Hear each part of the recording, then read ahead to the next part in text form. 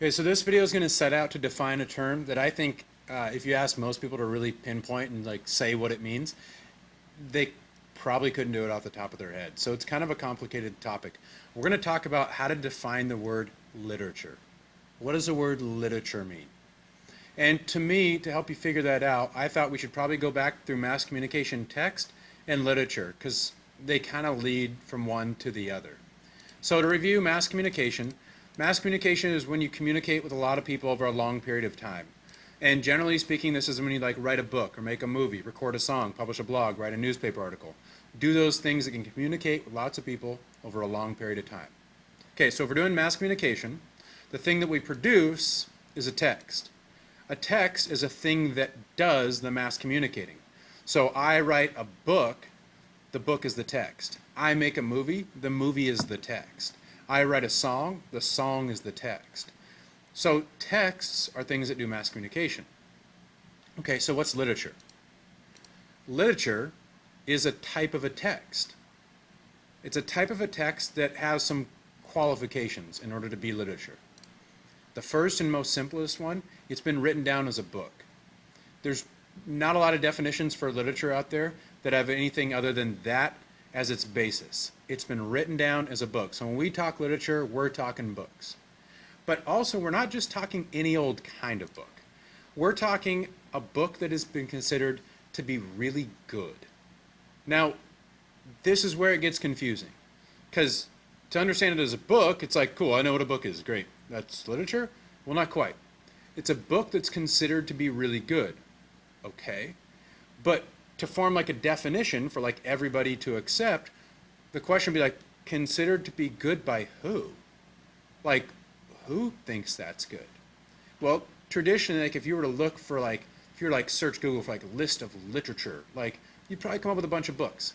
And generally speaking, the books that are considered to be literature, and that list grows all the time, are books that are considered to be really good by people who have a lot of experience reading books and thinking closely about those books. And that shouldn't come as some great shock that maybe we would trust people who spend a lot of time reading books to kind of define what these really good books are. We would do that with anything, right? Like if I wanted to, I don't know, buy a new snowboard, I wouldn't just like go ask some like 3-year-old like, hey, what's the best kind of snowboard? And they'd be like, they don't know anything about snowboards. I'd probably go ask someone who like has ridden a lot of snowboards, who knows a lot about snowboarding, who's like really looked at the construction of a snowboard and different snowboards and compared them and thought about, okay, which one is better than the other? Okay, this is a really good snowboard. And the same could be said for anything, right? Like if you're trying to go buy makeup, right? And you walked up to me and you're like, Mr. Cowan, what's the best kind of makeup to buy? I'd be like, I don't know. I don't anything about makeup. The red one? I don't know. You'd probably go ask someone who knows a lot about makeup, who goes and like, who's used a lot of makeup, who's compared the makeup, who's looked at like, what is it made out of? How does it work? Like, does it function well like it's supposed to? Does it look good? You'd probably ask an expert, someone who spends a lot of time doing that. We would do that with anything in the entire world. And with literature, we'd probably do the same thing. If we're trying to define what literature is, we'd probably start with an expert opinion because that person might have a little bit more to say about it. Someone who's read a lot of books and has been able to think about those books a little more carefully because they've spent a lot of time with them and that's kind of their thing. So for us, and this year, my goal for you is to start to develop a palette for literature.